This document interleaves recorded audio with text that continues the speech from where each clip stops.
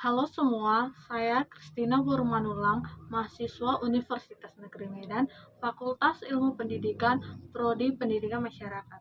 Nah, di video kali ini saya akan mempraktekkan salah satu pekerja sosial dengan cara mewawancarai salah seorang ibu rumah tangga mengenai pembelajaran online di masa pandemi ini.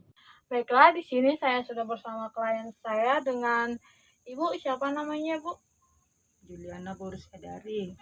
Ya Bu, di sini sebelumnya saya ingin memperkenalkan diri Bu. Saya Kristina Borumanulang, mahasiswa Universitas Negeri Medan, Fakultas Ilmu Pendidikan, Prodi Pendidikan Masyarakat. Nah Bu, di sini saya ingin mewawancarai Ibu seputar pembelajaran online di masa pandemi ini. Nah sebelumnya saya ingin bertanya Bu, Ibu kelahiran tahun berapa ya Bu? Saya lahir tanggal 16 bulan 9 tahun 78. Ibu pekerjaannya apa ya Bu? Teladang. Nah, Ibu memiliki anak berapa ya Bu? Ibu memiliki anak ada 4, 2 laki-laki 2 perempuan. Nah, semuanya itu masih sekolah ya Bu? Ya, yang 3 orang sekolah, 1 udah tamat STM, dia udah bekerja di Batam. Yang paling besar lagi melanjutkan studi di Unimed. Di Unimed juga ya Bu? Iya. Nah Bu, saya ingin juga bertanya lagi Bu, bagaimana sih cara Ibu mendidik anak Ibu? Mulai dari tadi anak Ibu yang paling besar kuliah ya Bu, dan yang paling kecil itu? Kelas 6 SD. Itu Bu, saya ingin bertanya bagaimana cara Ibu mendidik anak Ibu mulai dari SD itu hingga yang kuliah gitu Bu? Saya mendidik anak saya mulai dari kecil, saya mulai dari diri sendiri. Contohnya, saya mengajarkan anak saya mau mencuci piring. Saya ikut bekerja, saya langsung mempraktekkannya. Dan saya mengajarinya.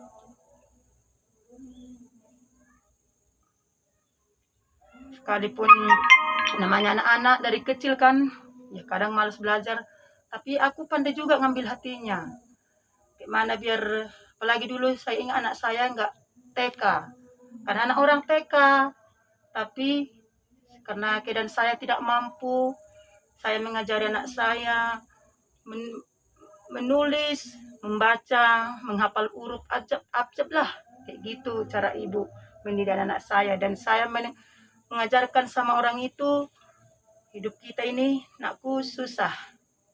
Tapi kalau kita pandai, kita bisa sekolah. Gitu saya bilang sama anak saya. Puji Tuhan, anak-anak saya mendengarkan ucapan saya, nasihat saya ibunya, begitu juga dari bapaknya.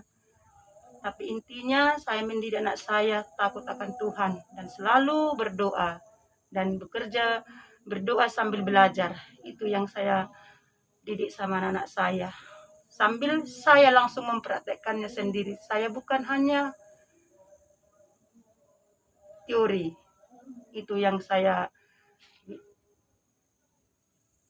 bikin untuk mendidik anak saya.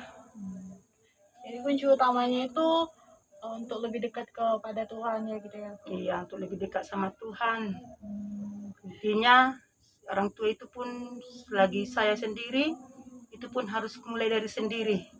Harus mengasihi anak-anak, begitu juga tetangga, diajari anak-anak itu harus saling tahu sopan santun dan menghargai sesama. Itu aja. Baik Bu, di sini saya ingin bertanya lagi Bu, apa sih yang Ibu inginkan untuk anak Ibu ke depannya Bu? Tentunya saya ingin anak saya sukses ke depannya dan bisa membanggakan keluarga. Lalu, apakah Ibu setuju dengan adanya pembelajaran online ini Ibu? Tentu tidak.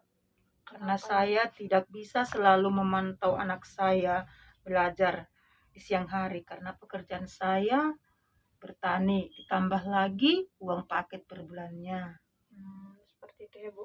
Nah, apakah Ibu kesulitan dalam mendampingi anak Ibu saat belajar online? Ya, tentu saya kesulitan Nah, kesulitannya apa ya, Bu?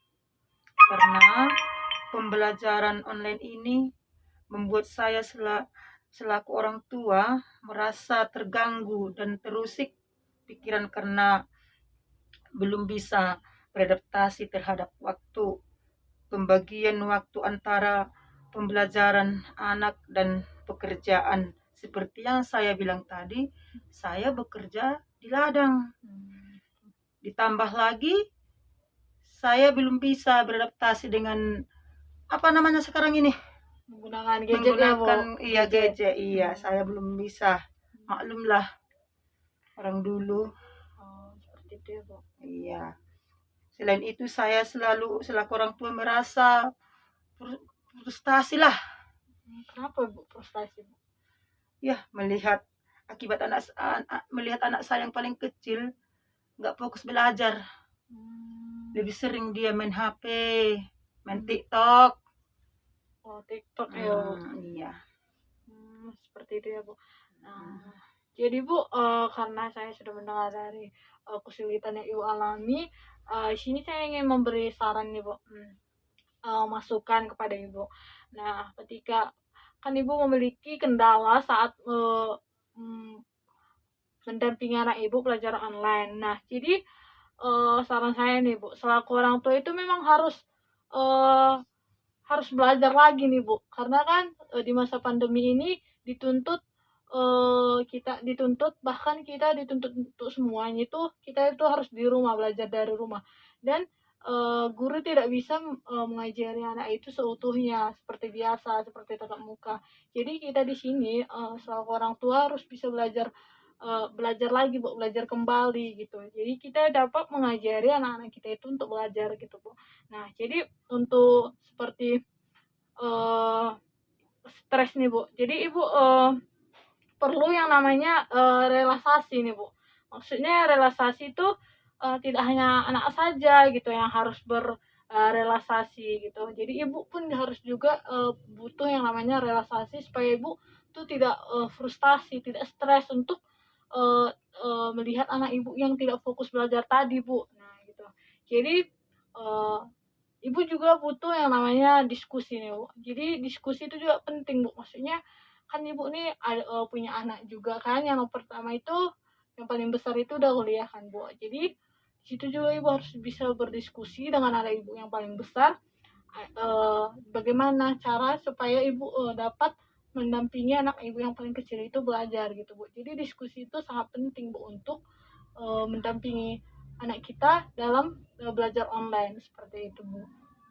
Nah, terima kasih ya, Bu, karena sudah menyempatkan waktu untuk saya wawancarai seputar pembelajaran online di masa pandemi ini, Bu. Terima kasih ya, Bu.